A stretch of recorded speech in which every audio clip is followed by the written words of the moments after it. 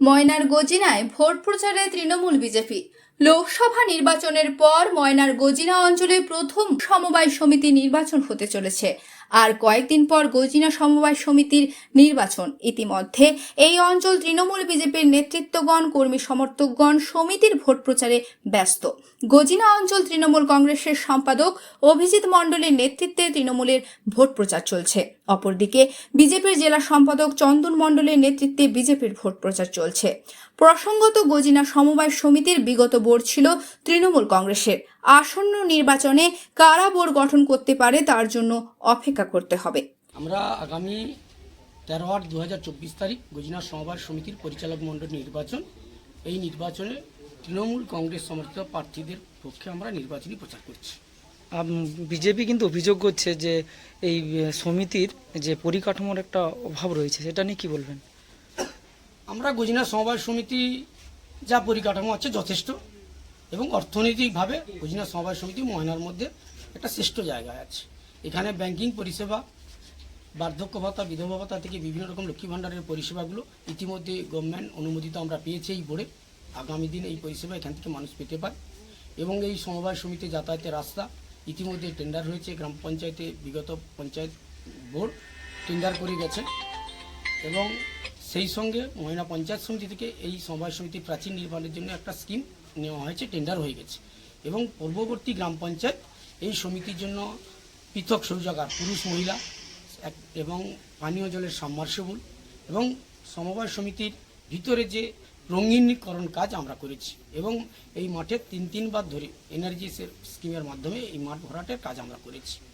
সর্বশেষ লোকসভা ভোটে এখানে তৃণমূলের ফল খারাপ, এটা এই ভোটে কতটা প্রভাব পড়বে?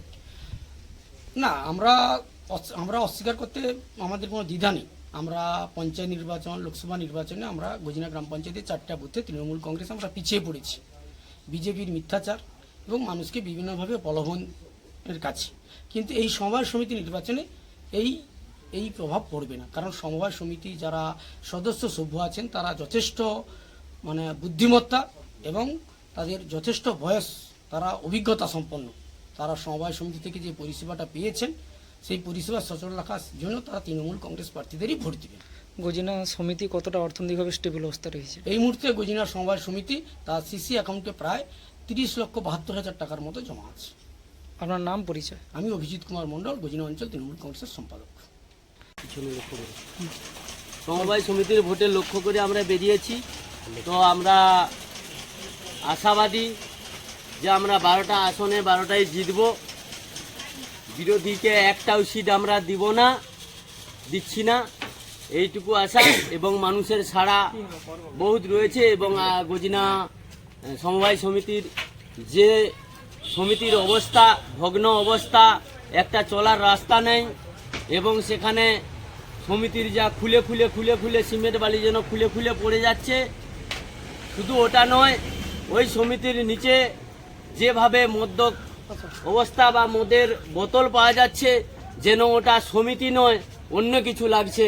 তো আমরা ভারতীয় জনতা পার্টির পক্ষ থেকে আমরা 12টা আসনে 12টা জয় করে ওই সমিতিটার রূপ চেঞ্জ করে আমরা বদলে দেব, যে ভারতীয় জনতা পার্টি পারে। এটাই। নামটা জিনিস? আমার নাম শঙ্করলাল সামন্ত, গজিনা 7 নম্বর জিপি, ভারতীয় জনতা পার্টির অঞ্চল কনভেনার।